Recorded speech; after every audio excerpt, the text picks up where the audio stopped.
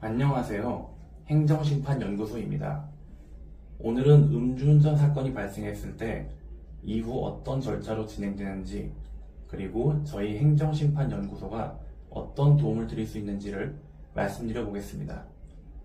음주운전으로 적발되었을 때 앞으로 무슨 일이 벌어질까 걱정되시는 분들이 많으실 겁니다. 이번 시간을 통해 음주운전 사건이 어떤 절차로 처리되는지 전반적인 흐름을 설명드리겠습니다. 첫 번째, 음주운전으로 적발되면 경찰에서 조사를 받는 단계입니다. 먼저 경찰이 음주운전 신고로 출동하거나 길거리 음주운전 단속에서 음주운전자가 적발됩니다.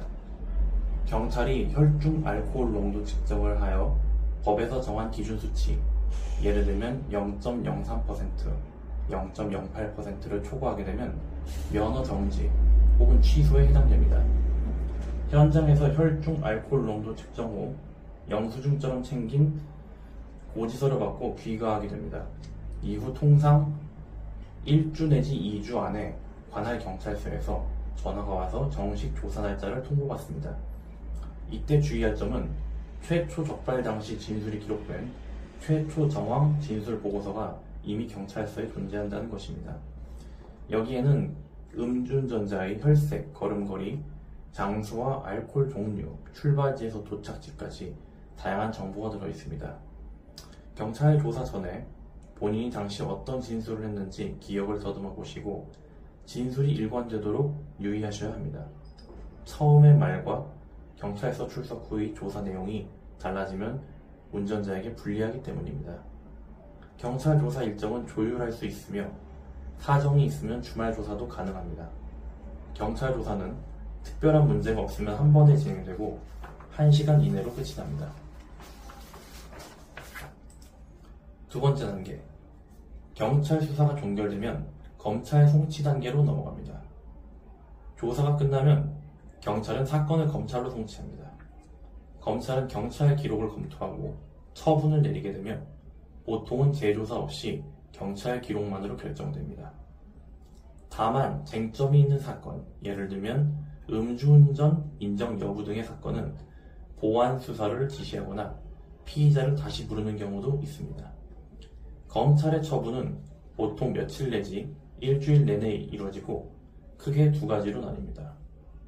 하나는 약식 기소, 즉 벌금형입니다. 단순 음주, 초범, 알코올 수치가 낮을 경우 이에 해당됩니다. 반면 정식 기소, 즉 재판에 회부되는 경우는 수치가 높거나 재범 혹은 다른 사고를 동반 시에 해당됩니다. 이제 세 번째 단계인 검찰에서 법원으로 송치되는 단계입니다. 검찰에서 정식 기소가 되면 법원으로 사건이 넘어갑니다. 법원은 재판 날짜를 정하고 공소장을 피고인에게 송달합니다. 공소장에는 어떤 혐의로 재판을 받게 되는지 상세히 기재되어 있습니다. 법원 일정은 대체로 한 달 이상 소요되며 재판 날짜가 잡히기까지 두세 달, 판결까지는 최소 3개월에서 6개월 정도 걸릴 수 있습니다. 이후 판결이 나오게 되는데 벌금형 혹은 정식 재판이 기다리게 됩니다. 법원이 약식명령, 즉 벌금형을 내리게 되면 피고인이 벌금을 납부하고 사건은 종결됩니다.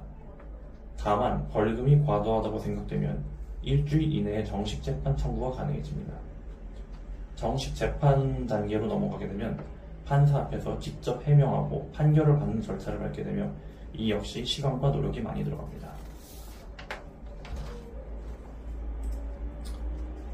우리가 꼭 기억해야 될 점이 있다면 사건의 초기 대응이 매우 중요합니다. 단순한 벌금형이라면 음주운전자 혼자서 대응이 가능하겠지만 만약 공무원 음주운전자 혹은 음주운전 재범, 과거에 벌금형 경력이 있거나 실형 가능성이 있는 사안이라면 반드시 초기부터 행정사의 안내와 조언을 받는 것이 중요합니다. 너무 늦은 상황에서 개입하는 것보다 경찰 조사 초기 단계부터 조언을 지원받는 것이 훨씬 안전한 결과를 이끌어낼 수 있습니다. 오늘 영상 주의 깊게 시청해주셔서 감사드립니다.